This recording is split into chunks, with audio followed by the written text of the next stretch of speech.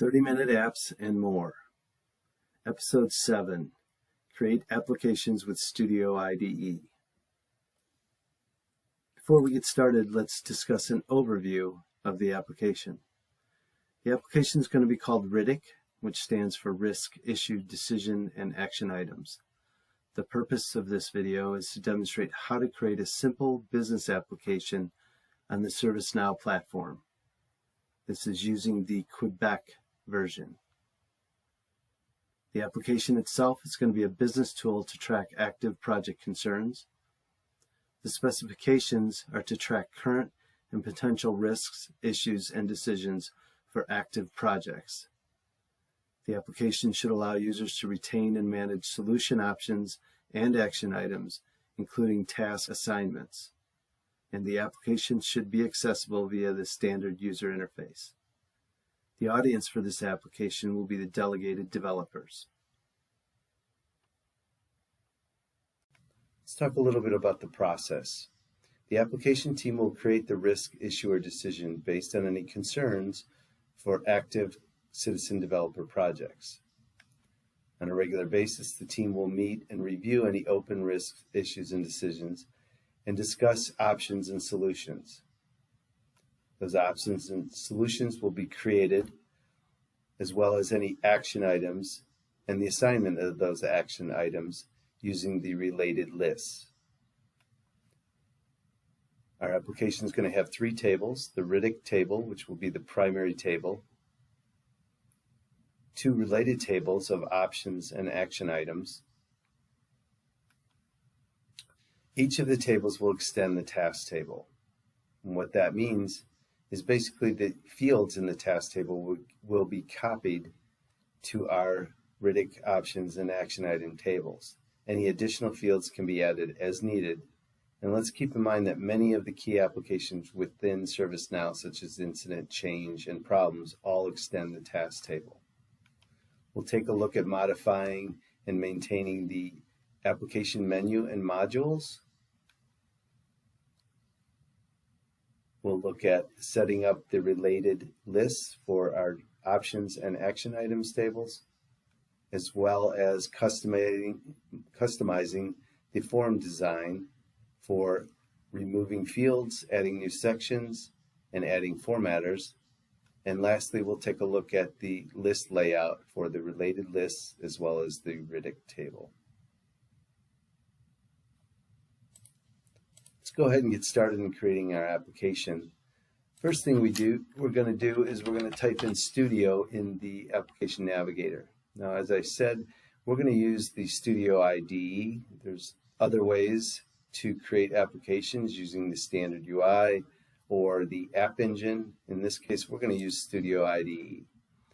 Once you click on that, you'll see that you can open up any existing applications, or you can create an application, and this is what we're going to do today. This brings up a wizard screen that allows you to step through creating the actual application. We're going to give the application a name. Now it's asking if we want to create this application in a scoped environment or the global environment. We're going to leave scope selected for a couple of reasons. One, this is a best practice. In the future, all applications will be created in their own scoped environment. And the reason for this is it guardrails around what the users can do. It limits the access to the common tables in the global space. Next, it's going to ask us what roles that we would like to include in this application, or if we want to create any roles. We're going to actually create 3 roles here, one for the app team, one for the managers, and one for the users.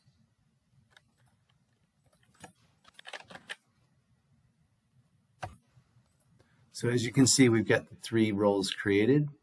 We'll go ahead and move on. Next thing it's going to ask us to do is choose a format for our application. We can choose the classic format, which is accessible using the standard UI, as well as mobile. In this case, we're just going to go ahead and select Classic and continue. Next, it's asking if we want to search for any existing data tables to bring into our application. We're going to actually create 3 new tables. Now, when creating a table, you can upload from a spreadsheet, extend from a table, or create it from scratch. We're going to actually extend from the task table. And you'll see that once this is created, it displays the fields from the task table.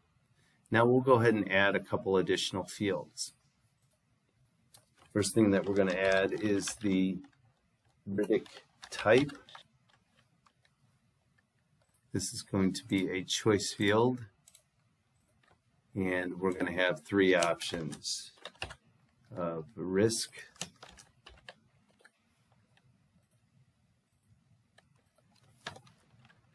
issue, and decision.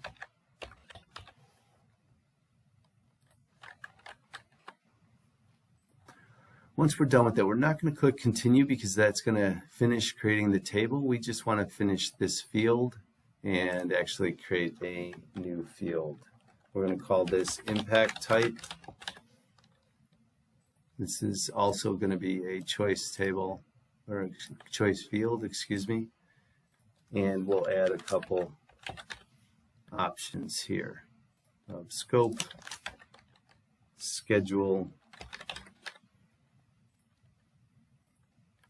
and budget. Obviously, this risk, issue, or decision can affect the scope, schedule, budget. You may have additional fields here like quality or architecture. We'll keep it brief and move on to our next field. Next one is going to be business impact. And this is just going to be a text field. We'll give it a significant size. And one last table, or excuse me, field will be the to date reason. This will also be a text or string field. Once we've added those 4 additional fields, we're done with this table, and we'll click continue. It's going to ask us to give it a name. We can call it Riddick, and we're going to select auto number so we get a unique identifier for each. We'll go ahead and continue that. It's generating the table. We can see that it was extended. It's called Riddick, and there were 73 fields created. We'll go ahead and create our second table called options. Again, we're going to extend the task table. Now our options table will have 3 additional fields as well. I'm going to hold off adding them here and show you how you can add them after the table has been created. So we'll go ahead and click continue. We'll give it a name.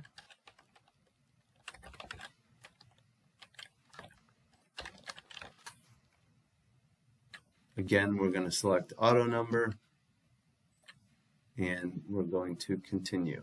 We can see that, again, the table was created, this time with 69 fields. And lastly, we're going to create our final table, again, extending the task table. And this one will have no additional fields as well.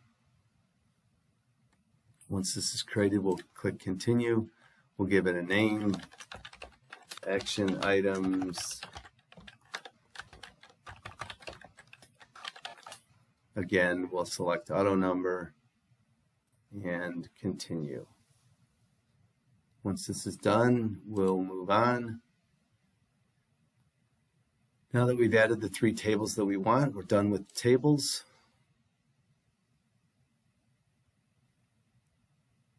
And now it's time to design the application.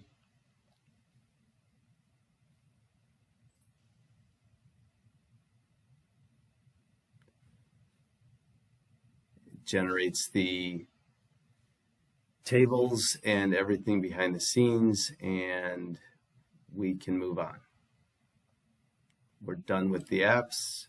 At this time, you can add additional features like notifications, layouts, any business logic, and so forth.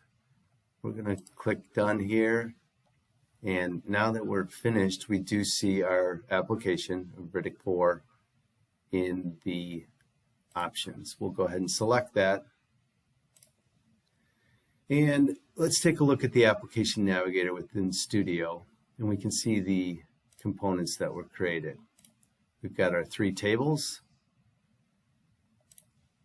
We've got the 3 roles that we created, as well as the application menu for Riddick 4. Now, this shows you all of the modules that are created, and we'll talk a little bit about this and modify these moving forward. So we talked about discussing and modifying the application menu. So if we go back here and we go into our standard UI and we type in Riddick 4, we see nothing. Let's go ahead and refresh our application just to make sure that there's nothing that we're missing here. And we'll type in again Riddick 4.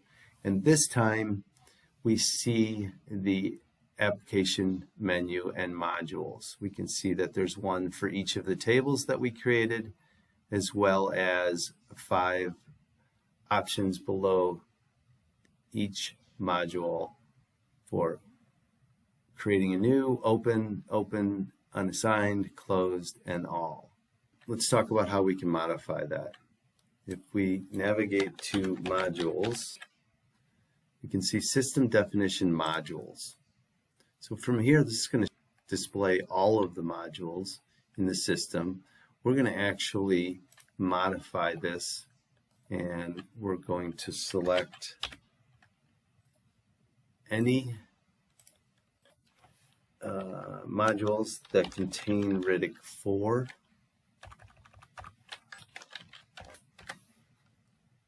And when we run this, we can see here's all the options that we saw over on the left-hand navigation.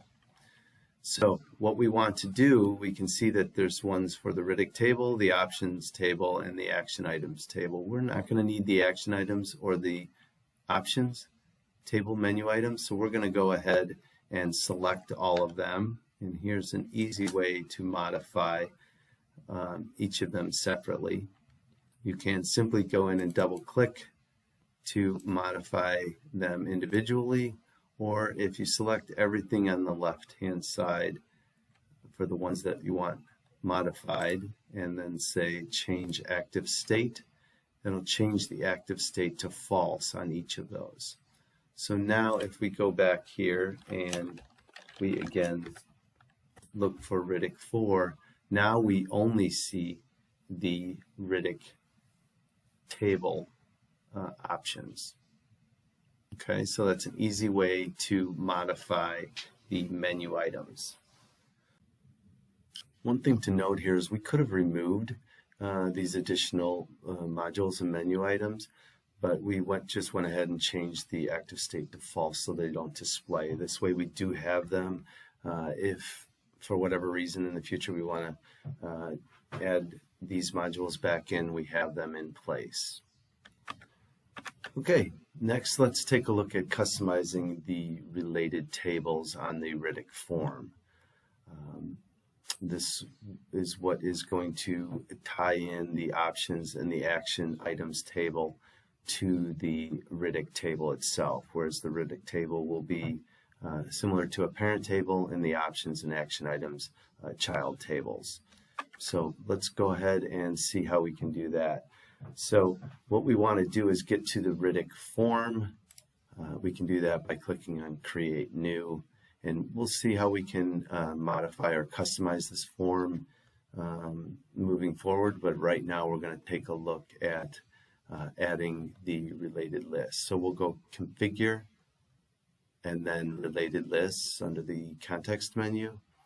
And once this comes up, You can see that we've got no related lists here, but what we can do is search from the available related lists, and in this case we have one of it's called action items, and you'll see there's two options there. We're looking to select the one that states parent.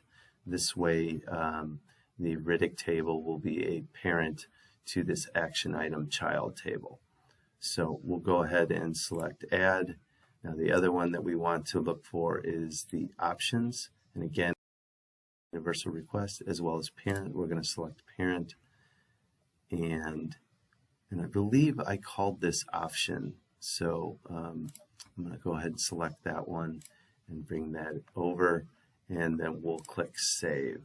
Once we do that, we'll be able to see the actual related tables. Now keep in mind that they will not display until we have a record in the table itself. So that's what we do to get the related lists there. Now I'm going to go ahead and add a record simply to show that we have the related list there. Now keep in mind there's some fields that are not displayed that I would be selecting, but we're simply trying to demonstrate that the related lists are in. So we'll go ahead and just simply add this. Once we select it and go into it, now we can see the related list showing up in tabs at the bottom, both the action items as well as the options. Okay.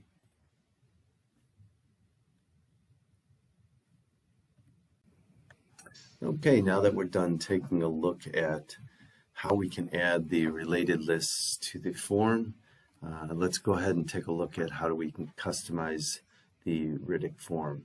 We're going to be looking at adding and removing fields, adding new sections or tabs, and adding an activity formatter. So how do we do that? We can get to the form designer one of two ways, either from the Studio IDE, we can see the design form link, or we can get there from the actual Riddick form itself. If we right click on the context menu and select configure form design, either of these links will take you into the same place. So from here we can see that on the left hand side we've got all the fields that are included in this table, and on the right hand side we see a layout of what the form will look like. So now what we can do is we can add new sections below here. We can add and remove field that you see. You've got the ability to drag and move them around. You've also got the ability to configure the actual field itself, as well as removing the field from the form. So first things first, let's add a couple fields to this form, some of the fields that we added in as additional fields. We'll go ahead and put them on the form, and then we'll configure the form accordingly. So we're going to bring in due date and due date reason. Going to bring in the primary field that we added, which was Riddick type, and add that up here. Let's see, what else are we going to bring in? We're going to bring in business impact and business app.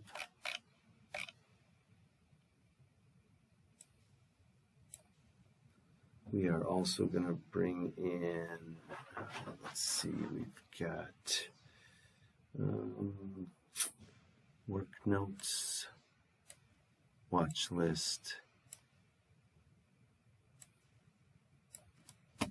as well as an activity formatter. Okay, so now that we've got the fields added that we want, we're going to go ahead and take a look at how we can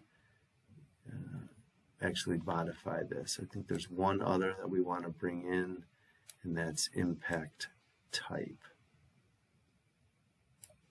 Okay, so now that we've got the forms on the field, if we click Save and we go back to the actual form itself and we reload this form, we will see the additional fields displayed.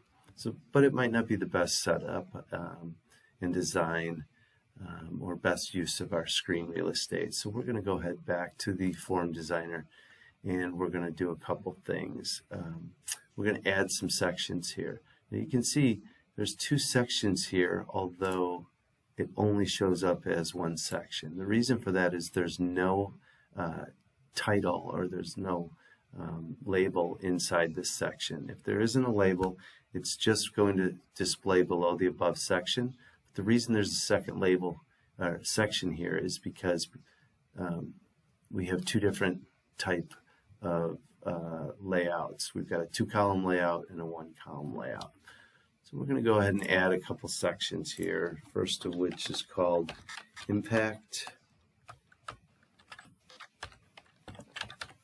And we're going to bring down and move a couple fields: business impact, business app, as well as a due date and due date reason. Okay, we're going to add another section. And for this one, we're going to add in the work notes, the watch list, as well as the activity formatter. Now you can see this is a 2-column section. We're going to change that to be a 1-column section. And lastly, I'm going to move the impact type down as well. Okay, so if we go ahead and save that now, go back to our form and reload this form, now we can see that we've got our fields added to the top section. The two other sections that we added, impact and notes, are showing up as tabs. Now that's controlled by the settings inside of your system settings under forms, tabbed forms here. If we click that off and go back and reload this form, we can see that they're showing up as sections as they did in the form. You can minimize these and maximize these, but we're going to actually go ahead and reset that back to tab forms so we can see that both sections are there. Now it looks like I've minimized one, and so we're going to go ahead and go back, change this back the way we had it, and open that section up, and then we'll switch it back. Okay, there we go. Okay, before we move on to customize the list columns that are displayed, we're going to actually do two things. We're going to modify the options form, as well as add the additional fields to the options table. Now we talked earlier about different ways to add additional fields to tables. We saw on the Riddick table, we added a couple of the fields right from the application wizard, and I mentioned that there's additional ways to do that. Let's assume now we've created the application and we want to add a couple additional fields.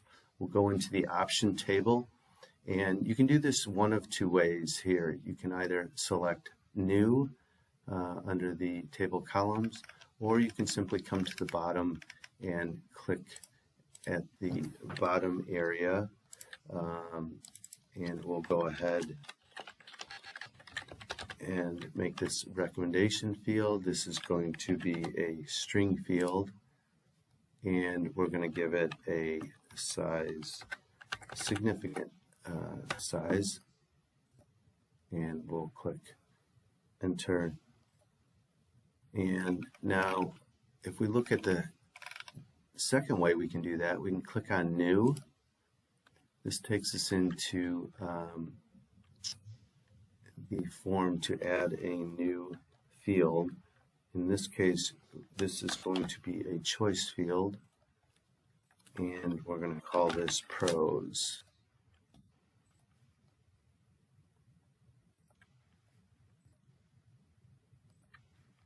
Once we click Submit to this, we'll see that we have the ability to add choices at the bottom. We'll go ahead and click in here. Our choices are going to be Scope,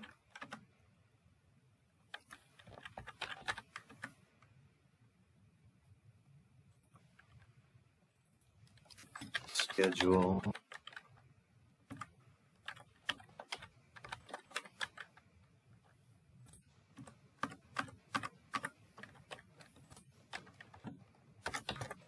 Budget,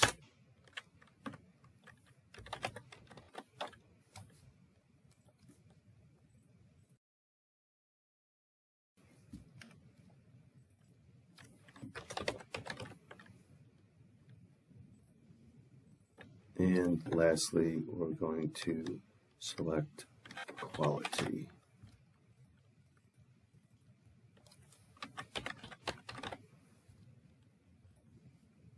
Okay, now that we've added those 4 choices, we'll go ahead and update this, and we'll go back to our options table, and we'll add in one more similar. It's again going to be a choice field, and this one we're going to call Cons. Again, once we submit this, we'll have the ability to add in the choice fields. Now, I added these earlier so they show up in there automatically to save a little time. So once we're done with this, we'll update again. And now when we come back here and refresh this list, now we'll be able to see our added fields: Cons, Pros, and Recommendation. Okay, so now that we've done that, let's go ahead and modify or customize the form. Again, from the related links on the options table, we will right-click or click on Form Design, and it'll open up the Form Designer. Now, we want to add those pros and cons. You can see they're here at the bottom. I've already moved them in, but we're going to create a new section. This section is going to be called Review, and we're going to add our pros and cons to that section.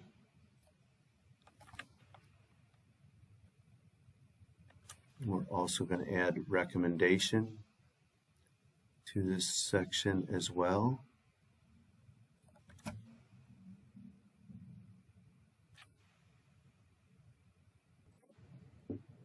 Okay, if we scroll up, we should see recommendation. We'll drag and drop that onto our area. We're going to add one new section, and this is going to be called Notes. And we're going to move our work notes down in, and then again we're going to add in the activity formatter. We're going to go ahead and modify this to be one column, and we're going to do the same thing for the review section. Okay, so now that we save that,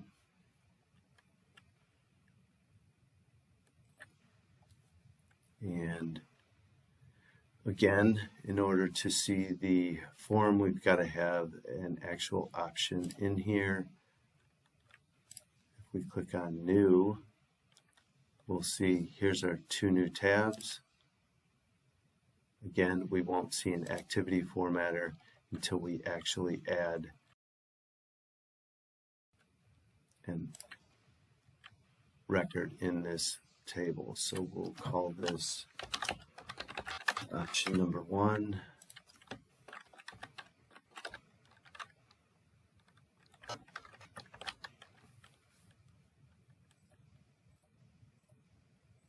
We'll select some pros and cons, and now once we click on that, we can see we've got the added fields, and the activity formatter is displaying. Okay, let's take a look now at the final customization that we are going to do to the list layout. Now this is going to be the listing for both the related tables as well as the Riddick listing. So how do we do that?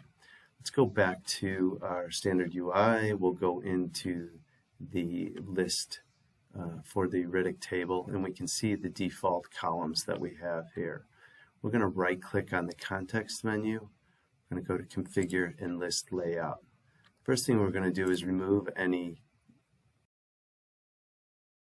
don't want to have displayed in our listing, and we're going to add in the fields that we would like to see as columns, Riddick type being one and impact type. Once we have those in our selected list, we can move those into any position that we want. Once we have them in place, we'll click Save, and we can now see our columns have been adjusted. So now let's go into our related lists and modify the column listings as well. So from the options related list, we're going to right click on the context menu. We're going to go to list layout, and from here again we can remove any fields that we don't want, and we can add in some of the fields that we added, like recommendation. And also add in due date,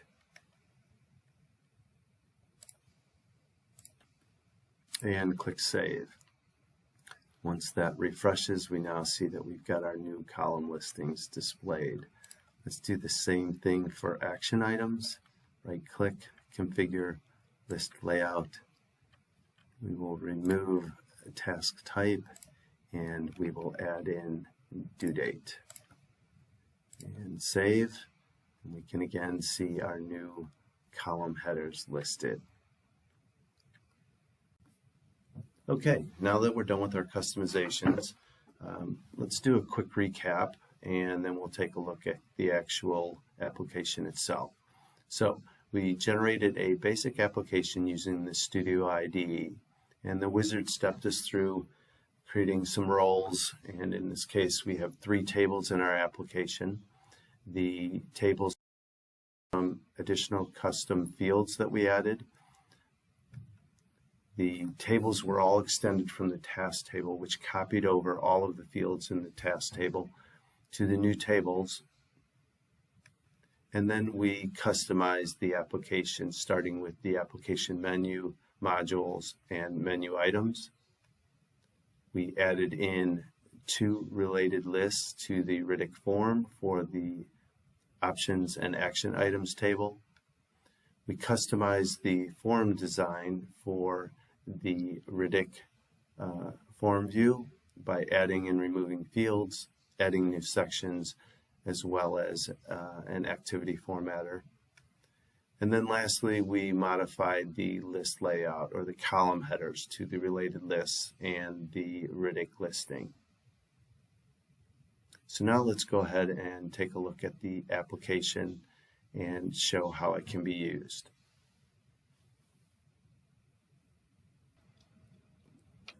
Okay, so let's go ahead and take a look at how we get into the application. From the filter navigator, if we type in the name of the application, we'll see the application, modules, and menu items show up. So in this case, if we wanted to add a new risk, issue, or decision, we'd simply click on Create New. We're going to put in a type of issue. We're not going to make any assignment at this time, but we're going to call this issue number 1.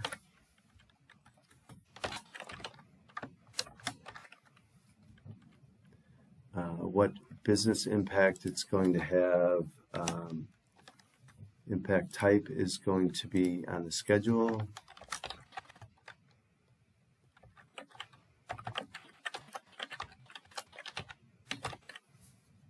What business app is this affecting? We'll give it a due date.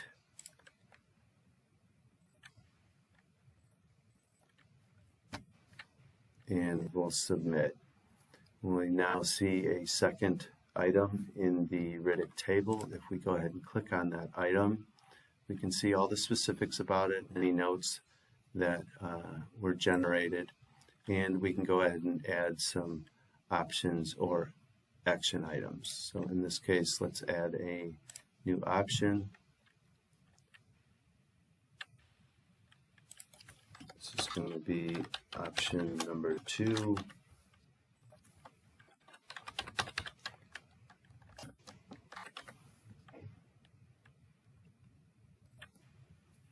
Now we can see that this option is designated as a child of the original issue. We can do the same thing for action items. If we add an action item here,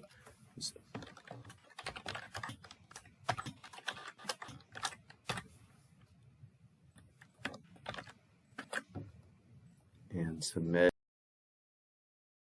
the issue that was presented has some options, or an option, as well as an action item. And as we said before, the action items can be assigned to a specific person.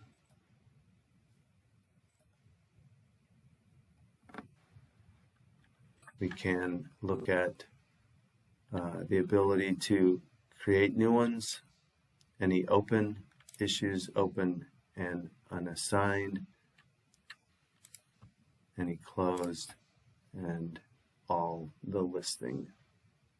Okay, so thanks for sitting through the video, and I hope you were able to see how easily it is to create a basic application, relate tables to that parent table, as well as customize the form and list view. Stay tuned for our next video that will demonstrate how to create the application using the App Engine rather than Studio IDE. Thank you very much.